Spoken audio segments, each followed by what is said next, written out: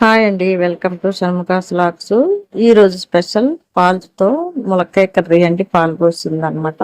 అసలు ఎంత బాగుంటుంది అంటే చాలా చాలా బాగుంటుంది. దీన్ని ఏ విధంగా చేసుకోవాలో చెప్తాను, ఆ విధంగా చేసుకోండి. అసలు ఇష్టం లేనోళ్ళు, ములక్కాయ అంటే ఇష్టం లేనోళ్ళు ఈ కర్రీని ఈ విధంగా చేసుకొని తినండి. అసలు చాలా బాగుంటుంది అనమాట. మీకు ఇది కనుక నచ్చినట్టయితే లైక్ చేయండి, షేర్ చేయండి, సబ్స్క్రైబ్ చేయండి. ఇది రైస్లోకి, చపాతీలోకి, రోటీలోకి చాలా బాగుంటుందండి. దీన్ని ఏ విధంగా చేసుకోవాలంటే ముందుగా మనము ములక్కాయలు తీసుకోవాలండి. 2 ములక్కాయల ముక్కలు కట్ చేసుకోవాలి. 2 టమాటాలు, పచ్చిమిర్చి, ఉల్లిపాయలు అనమాట. 3 ఉల్లిపాయలు.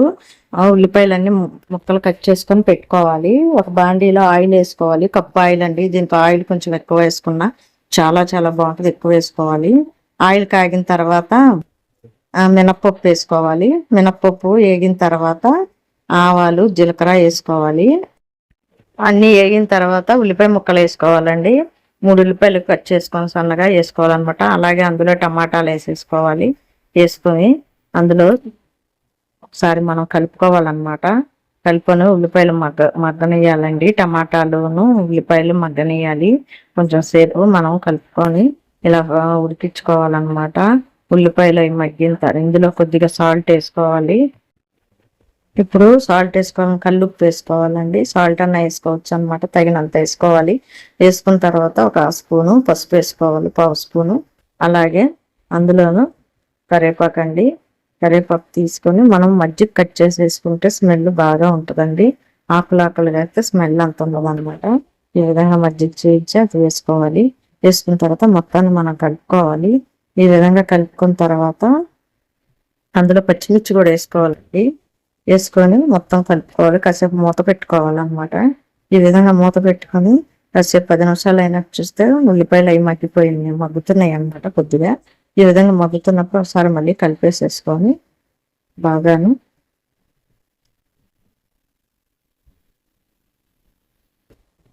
మళ్ళీ కాసేపు మగ్గనియాలన్నమాట. ఇందులో కొద్దిగా కారం కూడా వేసేసుకోవాలండి. కొంచెం మగ్గినాయి కదా, ఒక స్పూను కారం వేసుకోవాలి. ఈ విధంగా కారం వేసుకున్న తర్వాత మళ్ళీ ఒకసారి కలిపేసేసుకొని దాన్ని మనం మూత పెట్టుకోవాలన్నమాట. కాసేపు మగ్గుతాయి అనమాట. అన్నీ కలిపేసుకున్నాం కదా, ఈ విధంగా అయిపోయింది కలుపుకోవటం. మూత పెట్టుకొని ఒక 10 మినిట్స్ బాగా ఉడకనియాలండి. మగ్గినాక తీస్తే మనకు మొత్తం మగ్గిన ఆయిల్ పైకి వచ్చింది కదా, ఒకసారి కలిపేసుకొని అందులో మనం అడుగంటకుండా చూసుకోవాలండి. అడుగంటితే కర్రీ బాగోదన్నమాట. జాగ్రత్తగా చూసుకోవాలి. ఉల్లిపాయలు మాడకుండా చూసుకోవాలన్నమాట. ఈ విధంగా ఉన్నప్పుడు ఇందులో ములక్కాయలు వేసేసుకోవాలండి. ములక్కాయలు కట్ చేసుకొని పెట్టుకున్నాం కదా, ఇప్పుడు ములక్కాయలు కూడా వేసుకొని మొత్తం బాగా కలుపుకోవాలన్నమాట. ఫస్ట్లోనే వేసుకోవచ్చు. మనకి వేసుకుంటాం వలన ఏమవుతుందంటే ఉల్లిపాయ ముక్కలు కొద్దిగా సరిగా ఆగవండి అంతగా.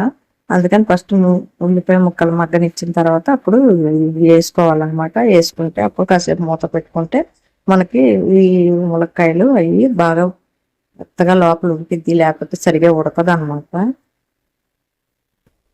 ఈ విధంగా చూసారా, 5 మినిట్స్ అయినాక తీస్తే ములక్కాయలు కొద్దిగా మగ్గుతున్నాయి అన్నమాట, ఉడుకుతున్నాయి. ఈలోపు మనం కాసేపు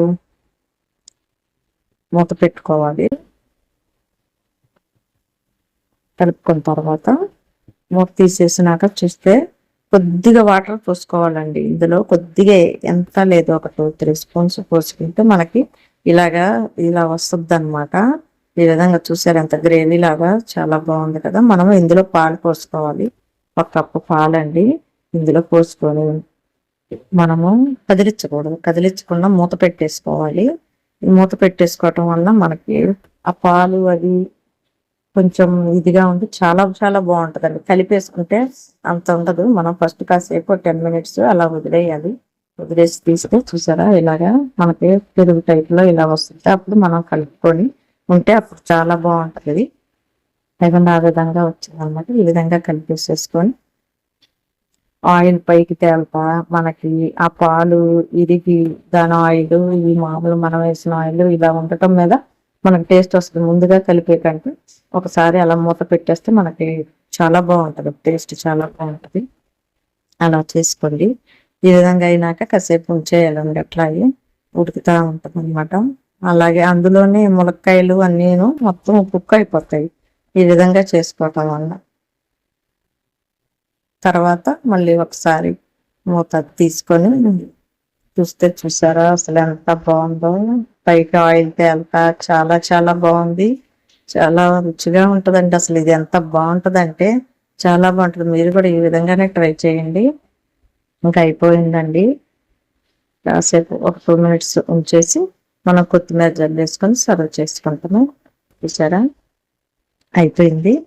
మనం ఇంకా స్టవ్ ఆపేసి కొత్తిమీర జల్లేసుకొని స్టవ్ ఆపేసుకుందాం.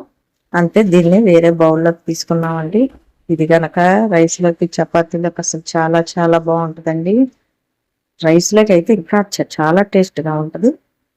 దీన్ని మనం వేరే బౌల్లోకి తీసేసుకొని ఇంకా అంతేనండి, సర్వ్ చేసుకుంటామే. కొత్తిమీర వేసుకొని చాలా చాలా బాగుంటుంది. మీరు ఆ విధంగా ట్రై చేయండి. చాలా తెలివిగా ఎంతసేపు పట్టదు, వెంటనే అయిపోతుంది. అంతే అయిపోయింది. ఇది కనుక మీకు నచ్చినట్టయితే లైక్ చేయండి, షేర్ చేయండి, సబ్స్క్రైబ్ చేయండి.